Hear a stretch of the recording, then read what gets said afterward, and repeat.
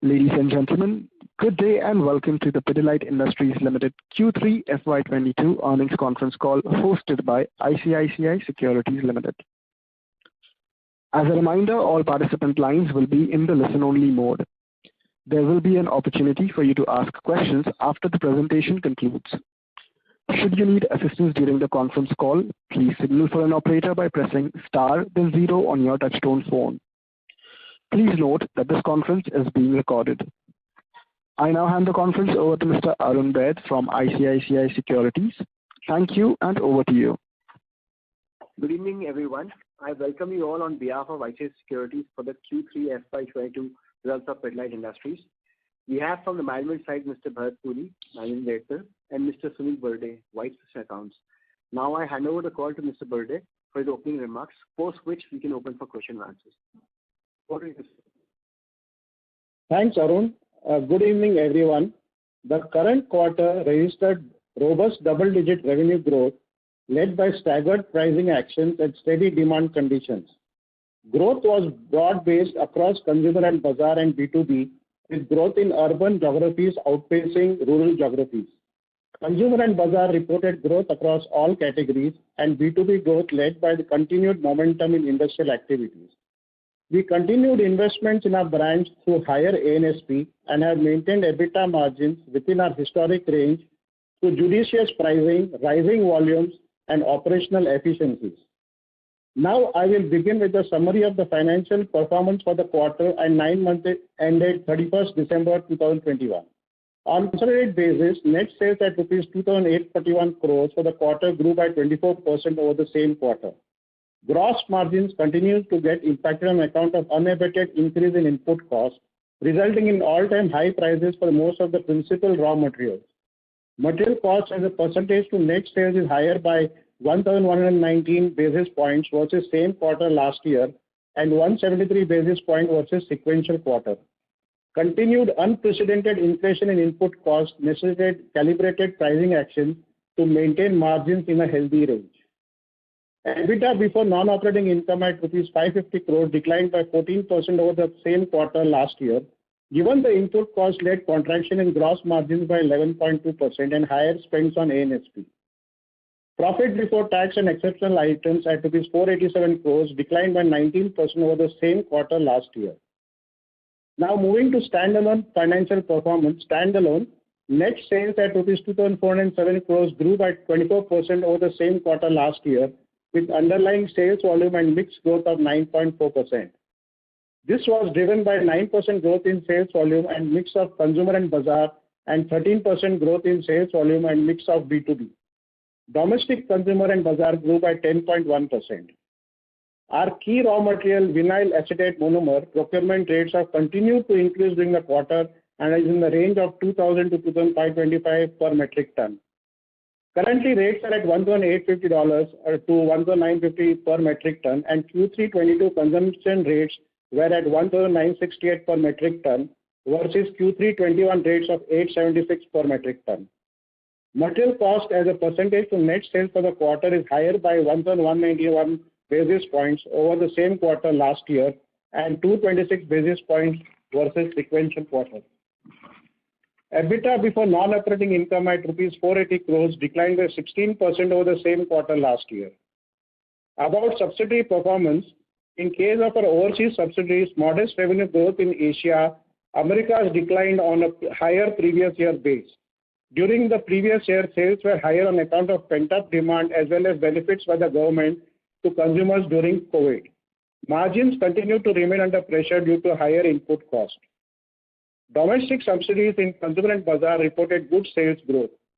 Performance of domestic subsidiaries in B2B have improved sequentially on account of recovery in real estate and construction-related activity. Pidilite Adhesives Private Limited achieved sales of 149.5 crores for the quarter with EBITDA margins of 32.2. Compared to the previous quarter, margins have declined by 2.7% on account of persistent steep inflation in input costs, partially mitigated by pricing actions and other cost-saving initiatives.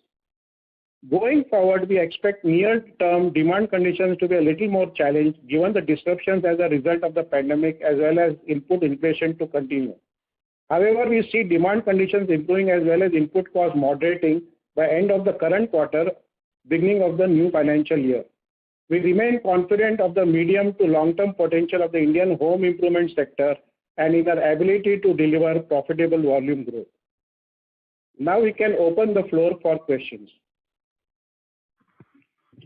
Thank you very much, sir. Ladies and gentlemen, we will now begin the question and answer session.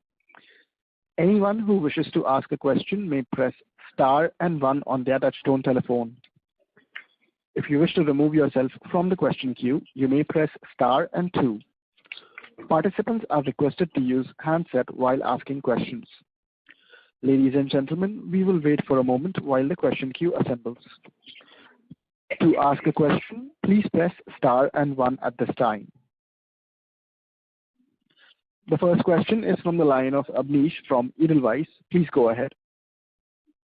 Yeah, thanks for the opportunity. My first question is on vinyl acetate monomer.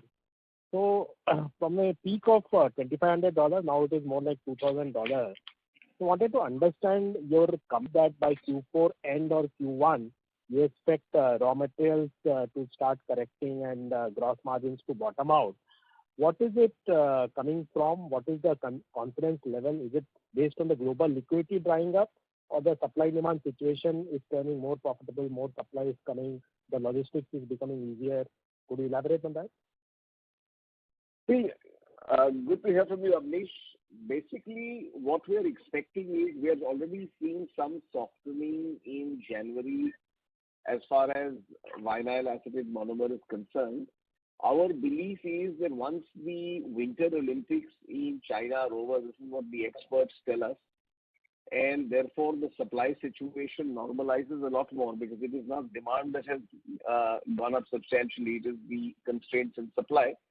Presuming it takes about a month for supplies to start stabilizing, it is thus our belief that hopefully, if all things go well, by the end of March, we will start seeing more softening as far as VAM is concerned. Sure. Second question is on your segment-wise sales. So this quarter and for 9 months also, surprisingly, B2B has grown faster in terms of sales versus consumer and bazaar. Is it just a base issue, or here the demand is also higher from a volume growth perspective versus a consumer and bazaar, both 9 months and Q3? See, basically, it is largely the base effect. Last year, B2B declined much faster and came back much slower. If you look at a 2-year CAGR, consumer and bazaar is far healthier than B2B. Right. And final question on rural, you have said it's still growing in double digits, but you have alluded that some slowdown is happening. So from budget perspective or from government perspective, what would be the expectation which can drive rural back to faster growth than urban in your segment? Yeah, I think the simple key is putting money in the hands of the rural consumer. Clearly, if you look at simple inflation, Abneesh, I mean, if you look at the cost of constructing a house in rural India this year versus last year, if you see the increase in price in steel or cement and a lot of these other basic raw materials, the prices have gone up far more substantially than, in many years in the past. And therefore, that is in a sense hurting the consumer, whereas the produce prices have not gone up by the same amount. Therefore, our belief is that, as long as there is some stimulus in rural India and that we manage to put some more money into the hands of the consumer, that is what will help rural India. Having said that, I must say that, unlike FMCG, we believe we still have a fair runway of growth, even in more difficult conditions, simply because our products still have a greater scope for penetration and there's a greater scope for adoption in rural and semi-urban India. So one last follow-up on the raw material, and that's the final question. So we have seen VAM correct from $2,500 peak to now $2,000, but still it is up sharply and gross margin pressure is visible. But my question is different. So when we are seeing sharp deflation in any year, does Pidilite take sharp price cut also? Why I'm asking this is in FMCG, price cut is very rare. You have worked in FMCG also, you have worked in Pidilite obviously. So in Pidilite's case, if you could take us back to the earlier scenario when there was huge deflation, how has been the price cut by Pidilite, or it's just a grammage increase which happened? See, what tends to happen is while the price cut, we normally tend to therefore pass on prices so that our premium vis-a-vis competition as well as the semi-organized sector does not exceed a certain amount. So while we maintain our premium, what tends to happen is that if you look at the over a large period of time, all of it does not get passed back, but a substantial part of it does get passed back. Okay, that's all from my side. Thanks a lot, Bharat. All the best. Thank you. Thank you very much. Before we take the next question, we would like to remind participants that you may press star and 1 to ask a question. Next question is from the line of Avi Mehta from Macquarie. Please go ahead. Hi, sir. Just had a few questions. First, if you could update us on the pricing. And last quarter, I remember you had said that we have passed on 70% of the inflation. Could you help us? How much is passed on, or if possible, a VAM price number of how much cost has been passed on? See, very difficult to say, Avi, because again, we operate obviously across a series of divisions, and the pricing is different in different divisions because of different raw materials. But at a broad level, we would have passed on 70 to 75% off. We have taken some further pricing in the beginning of January. Mm-hmm. Now, if raw material prices were to remain at these levels, which is, if they come down to $1,500 to $2,000 levels, we will not need any further pricing and we will go back into our margin range. But you would appreciate right now we're living in a volatile world. I mean, every day we have one new headline. Sometimes it is Russia and Ukraine. Sometimes it is some further problems in the Middle East. I would simply just say, wait and watch. We have the ability to price. We will remain conservative. But as of now, presuming there are no black swan events, we don't see any substantial need for pricing going further from here as long as we reach a steady state situation. So if I may just, kind of push this one a little further. So what you kind of said is that we expect the input cost to moderate from end fourth quarter, first quarter, start first quarter. So would it be fair to argue that gross margins have bottomed out now and should kind of start expanding in Jan while demand remains a question? Is that what is the way to read that comment? I would say Jan, you will still consume what you have bought in December, but yes, from February and especially March, I think gross margins should tend to improve, assuming all other things remain equal and we don't have any further like shocks. Perfect. So that's clear. The last bit, I just wanted to kind of get your comment on this crude. Does that in any way you think have a risk, or is there a supply chain, because of that the prices moved up anyway too high? So you are not so concerned about crude price rising to about $90 now?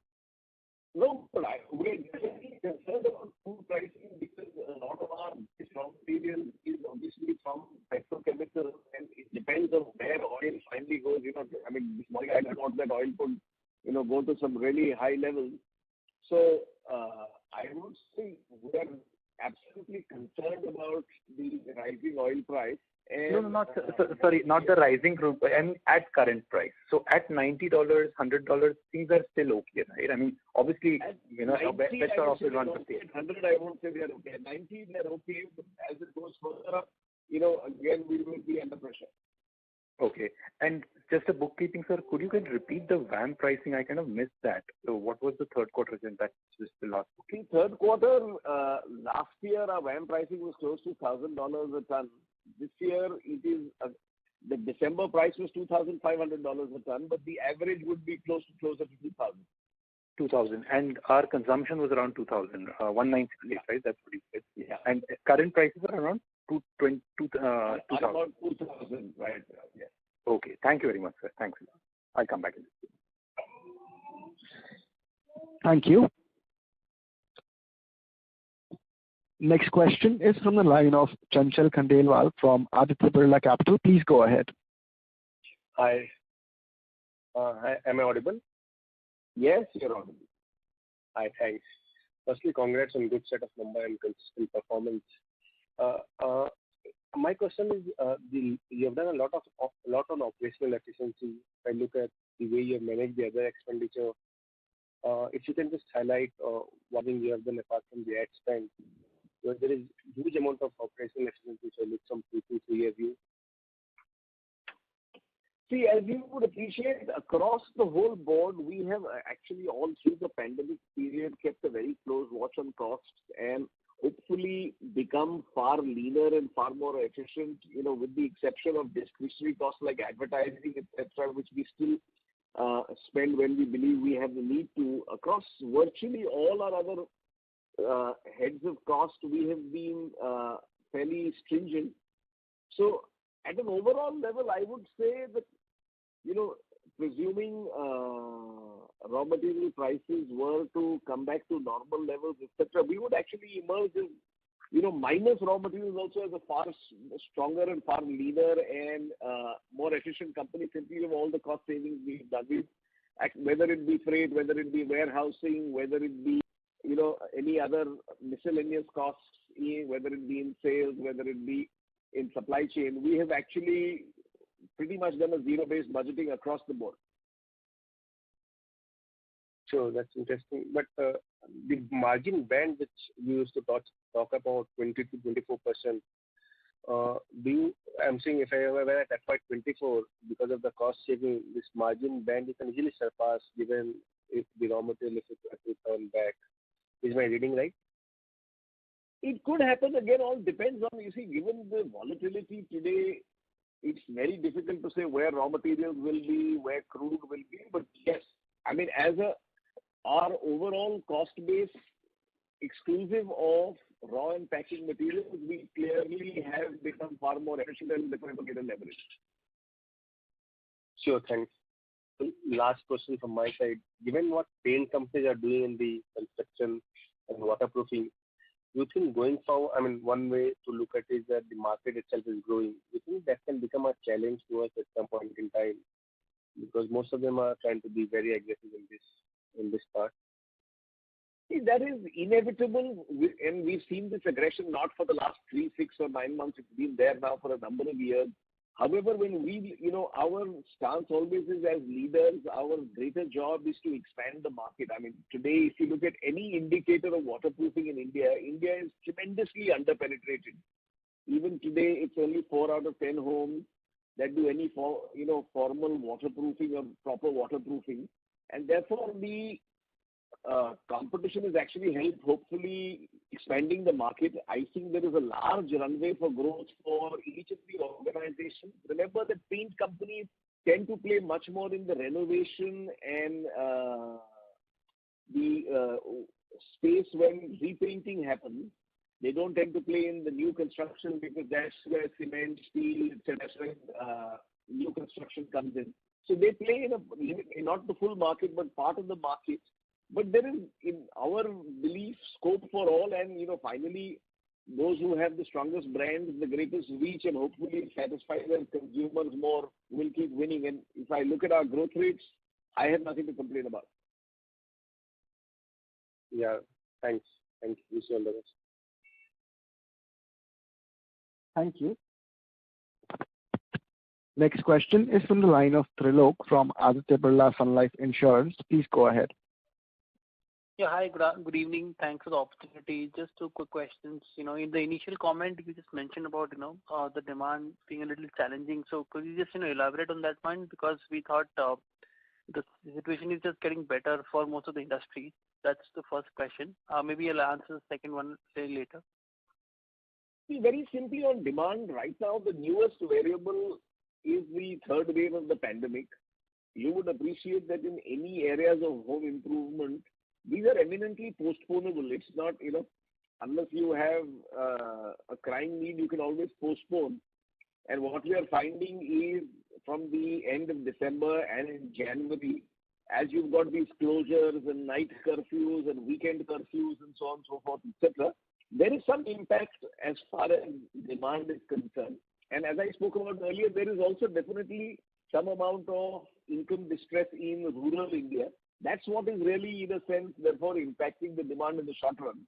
However, if you take a little longer term, even a medium term view, if you look at India's housing stock shortage, if you look at the need for renovation and the fact that consumers having spent a lot of time at home are now spending on renovating and upgrading their homes, we are very optimistic on the medium-term future of both home improvement industry. So as to say, you might have some, setbacks in the next 3 months, but frankly, over a longer period of time, I think all the signs are very positive. Understood. Second is more from a longer term, perspective. You guys, strengthened the leadership team, over the last, I think Sudhanshu over the last induction in that particular in the team. So, is there any thought process with respect to you not taking the lead role, or you taking sort of little oversighting the whole role going forward? What's the plan? If you can just share your thoughts on that from a longer term perspective, obviously not very very quickly. Yeah.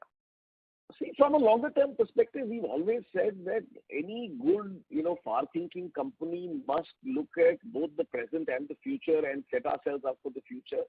We've got our whole succession plan in place for the future, where we've got a, strong bench, where, in a sense, making sure that we have enough time that, transitions are extremely smooth and happy. So I still have a long period of time to go, but it is always great to have good bench strength and therefore keep operating across a variety of fronts with a higher degree of aggression. Sure. Thanks very much. I'll come back in queue. Thank you very much. Thank you. A reminder to the participants, to ask a question, please press star and 1. The next question is from the line of Ritesh Shah from Investec. Please go ahead. Hi, sir. Thanks for the opportunity. So a couple of questions. One is, we have 4,800 plus distributors, 44 warehouses. Is there anything that we are doing on the distribution side? One, adding discount, or second is optimizing? The reason I ask is, company is a formidable brand. We have a good presence. Is there something wherein we can actually do better to enhance our reach or? See, one of our, avowed objectives, Ritesh, is we want to be by far the deepest reaching home improvement company. And, we have therefore a number of initiatives, whether it be in emerging India, whether it be in rural, whether it be the famous Pidilite Industries. We believe, for example, today, pretty much all, forget the towns, all villages between 5 and 10,000 also we now have a direct presence in. We are now, we, for example, now actually got over 2 lakh dealers on our Pidilite Genie app who are actually ordering electronically. If you look at our reach, therefore, on a consistent basis, quarter by quarter, we keep enhancing it and getting deeper, because we believe that's a source of competitive strength, and we are one of the few organizations that has a wide enough portfolio to be able to access these, not only profitably, but also being able to reach these from a logistics point of view. So clearly, reach and the quality of distribution will remain a focus for us for at least the next 3 to 5 years. Sir, anything different that we are doing from a technology standpoint to actually optimize it? Is there a part of a cost which actually can be squeezed and which can actually come to the margin profile, or anything that we are doing over here which actually enhances our reach as compared to the competition, given we have a presence since quite long? See, basically what we are doing is, because we are able to combine and go as one Pidilite to the smaller town, that gives us economies of scale, that also gives us quality of distributors, because then we are one of the prestigious distributorships to have in the smaller places. And what we are also doing is, this is all digitally equipped. So actually all of these distributors are actually on auto returns for takes any order, or, the old thing of making manual orders is all, everything is in auto replenishment. The sales force is also actually on tablet and is actually working on a speedometer which is gamified. So we've got a fairly deep degree of digital penetration right till the last outlet, largely making sure that, we're the first to reach there and hopefully stay there. We've obviously done the post-GST, we've done the warehouse optimization, where we should have our warehouses, where we should have this. That is an ongoing exercise anyway. Sure, sir. Sir, my second question was on competitive intensity. Most of the cement mills now, they also aspire to be in a more attractive space where Pidilite is. I did some basic product-to-product mapping across companies, and there is a lot of overlap, be it tile adhesives, grouting, waterproofing, silicone sealants. But when it comes to, say, construction chemicals, primary construction, how should one understand basically that we will continue to have the right to win? I appreciate the market will continue to grow, but when it comes to Pidilite offering in the marketplace, how is it that will distinguish against a cement mill, where they can actually also look to bundle the product along with cement or white cement or putty? Sure. See, if you look at it, worldwide, all cement companies tried construction chemicals, and over a period of time, most of them have divested their construction chemical businesses. If you look at all the major players in, therefore, waterproofing and construction chemicals, they tend to be specialized companies like Sika or, they're not cement companies. Largely because, the mechanics of selling one, 4-liter or 20-liter can is very different from selling a truck full of cement. And, both of these normally don't tend to go together. Having said that, we keep a close watch on the cement companies and see where, in a sense, where they could have advantage over us or where they could not. But as of now, what we are saying is this is again a field where, it's a cycle. People will go in, then they realize that, listen, is the view really worth the climb? Make some decisions, because the volume, when you're used to a volume play, it's very difficult to do a value play.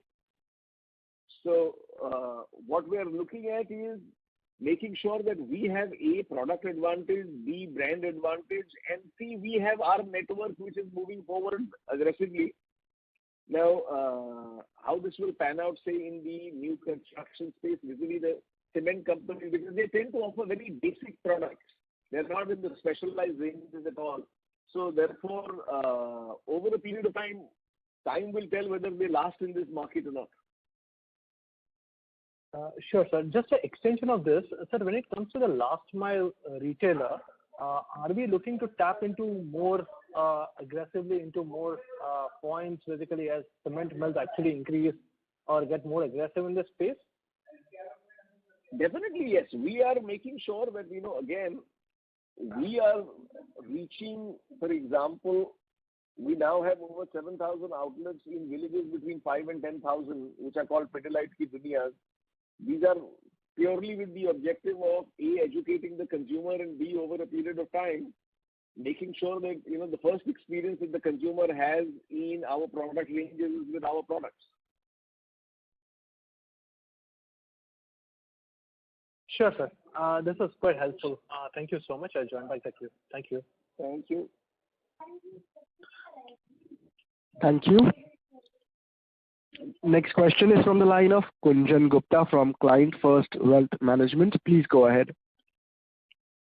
Hi, sir. This question is about the points in the cashback. So the other brands like Astral Bond, they're offering direct coupons, cash coupons. So are we planning on doing something like this? Because carpenters are liking those products. Hello? Yes, you are audible. Please go ahead. Yes, sir. My question, other brands like Astral Bond, they're offering cash coupons and more points than Fevicol, I guess. So are we planning to be more aggressive on those? Yeah, hello. Yes, Kunjan, you just started your question. Am I audible now? Yes, you're audible now. Sir, my question is about the points and the cashback. So other brands like Astral Bond, they're offering cash coupons, I guess, if I'm not wrong. And carpenters are liking those products above 5 kg. So are we planning something on that? See, we already have that program. We have a full Fevicol Champions Club program where we have a whole range of gifts. When it is required, we can convert that into cash. Our flanker brands, which is both Glucose and Falcofix, also have a similar program. So, frankly, we're just... Am I audible? Yeah, now you're audible. So, did you hear my reply or not? Yeah, half of it. See, basically, what I'm saying is this is something that we have a full Champions Club. We have a whole digitally enabled gift redemption. When it is required, when carpenters require, we do deals with ATM and convert that to cash. So our flanking brand, which is Glucose and Falcofix, also have the same. Really, this is not something new that Astral is doing. This is something that is common.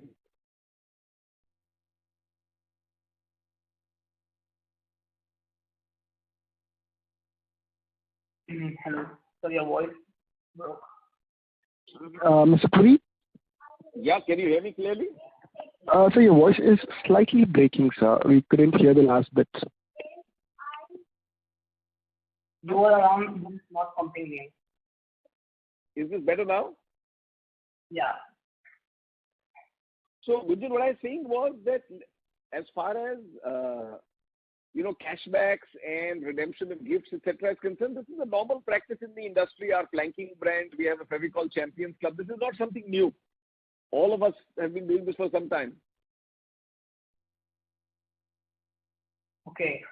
So, if we compare it to the bond, so aren't they offering better? Like carpenters are liking those better in above 5 kg, if I'm not wrong. Sorry, say that again. If we compare to bond, the cash coupons, are we offering cash coupons just right inside the bond? We offer, for example, at times we offer cash. At times, they have a loyalty scheme. Like you have loyalty points with an airline. So we have loyalty points. So over time, people can buy actually large gifts for their home, etc. So we have a full retinue of stuff which we do. Okay, thank you. This was all. Thank you. To ask a question, please press star and 1. The next question is from the line of Rashi Rathod from Sykes and Ray Equities. Please go ahead. Hello, thank you for the opportunity. So I wanted to know about your current capacity utilization and your manufacturing facility utilization. See, currently, Rashi, we are at about between 70 and 80%, depending on various products, depending on the product line. But as we speak, we have just completed expansion in 5 of our current brownfield factories. And as we speak, we are constructing 9 new factories as far as Pidilite is concerned. So in many ways, we are completely ready for the next phase of growth. By the end of March next year, we will be back to, between 60 and 70% capacity utilization and having a good 2 to 3 year runway for growth. Okay, so in the last Concall, you had mentioned you had 12 new projects coming up. Yes. So what is happening to those projects and where are these projects actually coming up? In which part of the state? So of the 12 projects, some have already have moved forward, but we have, for example, we have a massive factory which is got commissioned in Vizag, which is the largest factory in South India. We have plants, for example, coming up for some of our powder products in 2 in southern India, 1 in Ludhiana, 1 in Lucknow, 1 in Alwar. So in different places, we have 3 new plants coming up in Gujarat, 1 for tile grouts, 1 for Tenex, and 1 for expansion of our current ranges. So across both western, southern and northern India, we've got plants coming up, and Vizag is in a sense southeast. Okay. Thank you. That's all. Thank you.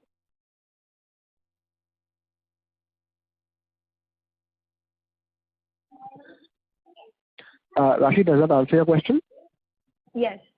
Thank you. Thank you. The next question is from the line of Mr. Arun Baid from ICICI Securities. Please go ahead. So just wanted to understand one thing. Do you believe, based on whatever you see today, that in next year we will be looking at least double-digit volume growth and going back to our historical range of margins, whatever we see today based on raw mat and demand scenario? It's very difficult to say, Arun, because these new variables of this Russia, Ukraine, the crude price. If you had asked me the same question a month back, I would have said looks quite likely. But right now, I would say let's wait and watch. Let's wait every month, because right now, it's all of these factors are actually outside India. We have very little influence on a lot of these factors, but they're going to impact both crude prices and raw material prices. So I would just wait and watch, but I would say we are cautiously optimistic. So assuming that those scenarios don't go as bad as, people phantom, then we would be there, right? Assuming. Oh, yes. In the raw material prices come back to same levels, we will be back up and running. Yes, absolutely. Any segment where you are seeing more traction right now, given the market? Any particular segment where you're seeing more traction? Actually, across the whole construction, both renovation and fresh construction space, we are seeing good activity. So actually, the growth is fairly broad-based, across pretty much all of our divisions. So, ballpark, what percentage of our total revenues would be linked to new construction? A broad number, if you can just indicate. Very difficult to say. I would say 2/3 is renovation, 1/3 is new construction. Okay. Thank you very much, sir. Thank you. Anyone who wishes to ask a question may press star and 1 at this time. Next question is from the line of Hiren Kumar Desai, an individual investor. Please go ahead. Thank you for taking my question, sir. So I assume that our products form a fairly small part of the overall cost in a renovation or house construction or something like that. So is it still difficult to pass on the cost to the consumer as much as we are seeing in the input costs? No, it is not difficult to pass on, Mr. Desai. It is just that we are being conservative because we don't believe it is a long-term trend, because we believe these are supply disruptions that have happened because of global factors. But overall, see that, for example, the difference between our value and volume growth, you can see that we have already taken pricing close to about 15%. So passing on price is not the issue. We just, in a developing economy, our belief is you must be conservative, because inflation is the single biggest tax that the consumer pays. And over a larger period of time, it tends to impact volume growth. Okay. And sir, the second question is, are we looking to get into some adjacent areas of products or into new geographies, whereby it can help us sustain volume growth and overall growth? Yes, we are definitely on a consistent basis. We keep going into newer categories. For example, we are putting up a factory for tile grouts, which is a completely new category. We are putting up a factory for marble adhesives, which is another new category. So on a consistent basis, Mr. Desai, Pidilite's, our policy is we have a set of core categories, we have a set of growth categories, and we have a set of pioneer categories which are new, where we develop the market. So we are constant. You will see us every year enter at least 2 to 3 new categories on a regular basis. That is part of our strategy going forward. And the second part of the question was related to new geographies. New geographies, absolutely, yes. In fact, if you look at our international sales crossed 1,000 crores. We are doing extremely well. Our focus is the world's emerging markets. In markets like Africa, we're doing fairly good rates. We've just set up a new factory in Kenya. We've set up a new factory, a second factory in Bangladesh. So markets will be expanding. We now have 14 factories outside India. Okay. Thanks a lot. That answers my question. Thank you very much. Thank you very much. As there are no further questions, I now hand the conference over to Mr. Arun Baid for closing comments. Over to you. I would like to thank the management for allowing ICICI Securities to host the call. Thank you. Mr. Puri, do you have any closing comments to give? No, I think most of them have been asked in the question. Right? I think no closing comments as such. We remain true to our model. Our focus remains profitable volume growth, and we're given the sector, fairly confident of the prospects of the sector, and therefore we remain optimistic.